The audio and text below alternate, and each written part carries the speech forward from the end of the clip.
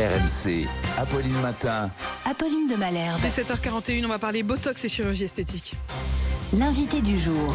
Parce que l'invité du jour, c'est vous, docteur Adel Louafi. Bonjour. Vous êtes chirurgien esthétique à Paris. Vous êtes aussi président du syndicat national de chirurgie plastique reconstructive et esthétique. Merci d'avoir accepté notre invitation pour réagir à l'enquête.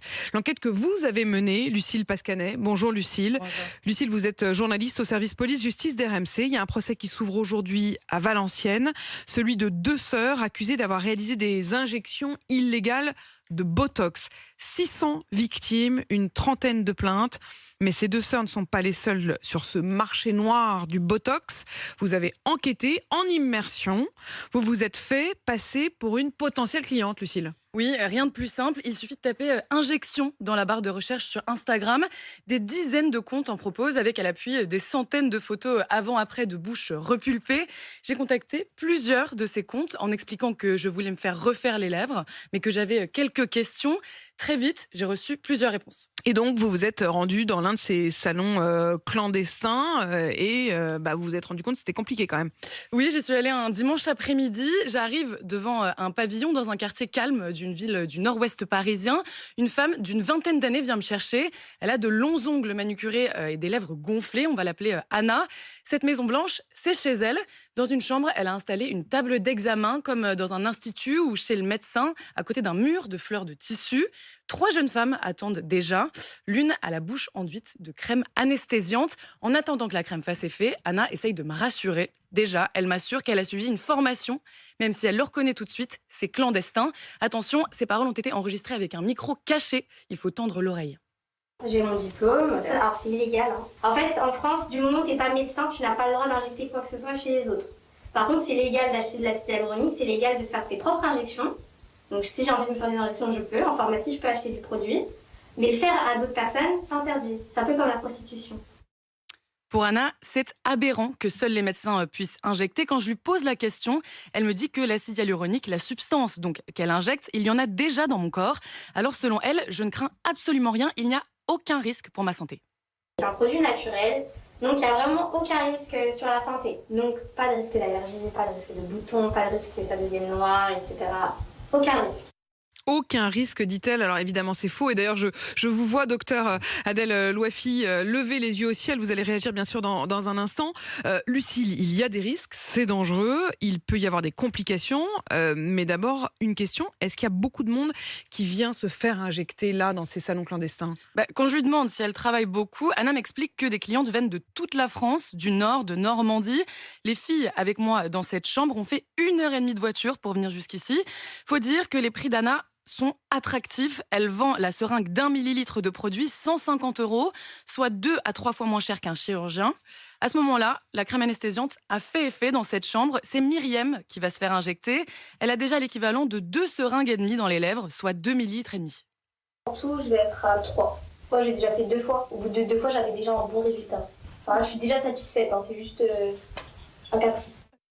Pour me rassurer, Anna, l'injectrice, me propose de rester assistée à la piqûre. Elle enfile des gants jetables après un très court lavage de main. Je vais chercher le produit. C'est des recettes qui sont déjà toutes faites. T'es prête ? Ouais. Après avoir désinfecté la bouche de Myriam, elle commence à piquer. Et là, en voyant les injections, l'une des amies de Myriam, qui est assise sur un fauteuil juste à côté, elle se raidit. Alors, en bonne commerçante, Anna tente de la rassurer. C'est très impressionnant quand tu regardes. Mais t'enfonces l'eau, hein ? Bah oui, je vais dans la lèvre, quoi. Tu fais combien de fois à peu près ? Ça va dépendre de la forme de tes lèvres, ça va dépendre de comment tes lèvres apprennent. Touche pas. T'as des microbes sur les doigts. Tu toucheras pas tes lèvres après. Ok. 30 minutes plus tard, c'est fini. Pour une demi-seringue de produit. Et comme c'est une habituée, Myriam paye seulement 50 € en cash, un prix donc qui défie toute concurrence. Moi, j'explique que j'ai plutôt besoin de réfléchir, alors Anna va me raccompagner. Elle m'explique que pour prendre rendez-vous, je dois la prévenir 1 semaine avant, parce qu'elle ne travaille que le dimanche. Le reste de la semaine, elle a un autre métier bien loin des seringues, mais ça, elle n'a jamais voulu me le révéler. Alors docteur, quand on voit effectivement la facilité avec laquelle ça se fait donc dans l'habitat de ces femmes qui vont acheter tout simplement le produit et qui l'injectent, d'abord une question, on a entendu l'effroi de la copine de celle qui se faisait injecter. Que risquent ces jeunes femmes quand elles se font injecter comme ça ? Il y a des risques, quand on fait des injections d'acide hyaluronique sans connaître l'anatomie, il y a des risques très importants. Ces risques, c'est en particulier de toucher une artère, et il y a une artère qu'on appelle la coronaire labiale autour de la lèvre. Si on touche cette artère, qu'est-ce qui peut se passer ? Il peut se passer qu'elle se bouche et qu'il y ait une nécrose. Et on a eu des cas de jeunes filles à qui on a dû amputer un morceau de lèvre, et cette nécrose peut même s'étendre sur le nez. Il y a même eu des amputations de morceaux de nez. Sur des cas d'injection des lèvres. Évidemment, ici, on voit qu'il n'y a aucun consentement éclairé, qu'il n'y a aucune information sur les risques.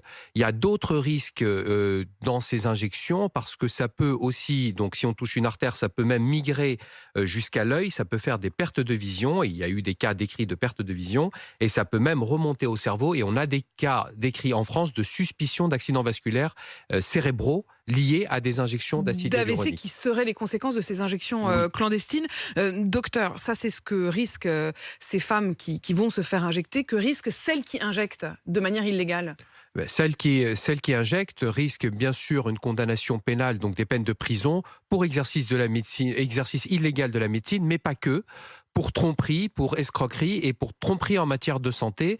Et en particulier, la tromperie en matière de santé, ça peut aller jusqu'à 7 ans de prison et, sauf erreur de ma part, 700 000 € d'amende. Avec quand même un paradoxe, c'est que nul autre qu'un médecin n'est autorisé en effet à faire ces injections, mais pour autant, le botox et l'acide hyaluronique sont en vente libre. Alors, une précision, le botox n'est pas en vente libre. La toxine botulique est réservée aux chirurgiens esthétiques et à certaines spécialités médicales à l'achat. Là, mais on peut s'en procurer de façon illégale des contrefaçons. L'acide hyaluronique est malheureusement en vente libre. C'est une anomalie réglementaire. Nous avons alerté les autorités sanitaires sur le sujet et elles sont en train de travailler sur le sujet pour interdire cette vente libre de l'acide hyaluronique. Il ne faut pas évidemment injecter quelqu'un d'autre. Il ne faut surtout pas non plus se l'injecter, contrairement à ce que raconte cette personne, parce que quand on se l'injecte, même moi qui suis chirurgien esthétique, qui ai une certaine expérience des injections, ça doit faire maintenant 15 ans que j'en fais, je ne m'auto-injecte pas de l'acide hyaluronique parce que je ne peux pas, tout simplement, bien que je connaisse l'anatomie, je ne peux pas faire les gestes de sécurité nécessaires.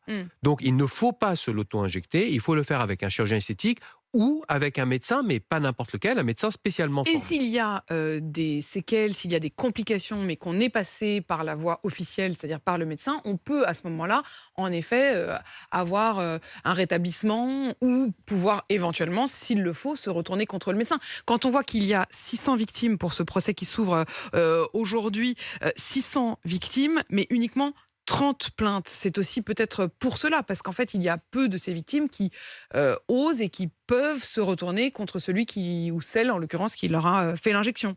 Il y a très peu de plaintes, malheureusement. Les patientes qui ont victimes, ce sont des cas extrêmement graves et lourds. Moi, j'en ai vu personnellement au cabinet plus de 25 et j'en ai fait hospitaliser 6. Donc, et malheureusement, il n'y a pas de plainte. Et pourquoi ? Parce qu'elles ont honte, parce qu'elles ont peur, il y a des menaces de mort. Et puis parce qu'elles n'ont pas de traces, c'est-à-dire qu'elles n'ont signé aucun papier. Elles ne savent même pas qui est la personne. En général, là, c'est un cas où la personne a un cabinet fixe, Entre guillemets, bien sûr. Entre guillemets, une chambre, quoi. Parfois, c'est une cuisine, mais en général, c'est aussi des itinérantes. Donc, elles changent, c'est des Airbnb. Et donc, en fait, elles sont intraçables. Elles changent de compte quand il y a une complication. Quand on fait avec un chirurgien esthétique ou un médecin formé, d'abord, il est exceptionnel qu'il y ait une complication. Ça, c'est le premier point, parce qu'on sait les prévenir. Et s'il y en a une, on la prend tout de suite et il n'y a pas de séquelles irréversibles. Merci docteur Adel Louafi. Je rappelle que vous êtes vous-même docteur chirurgien esthétique et président du syndicat national de la chirurgie plastique reconstructrice et esthétique. Et merci bien sûr à Lucille Pascanet pour cette enquête en immersion donc, dans ce cabinet de chirurgie esthétique. Il est 7h50. RMC jusqu'à 9h.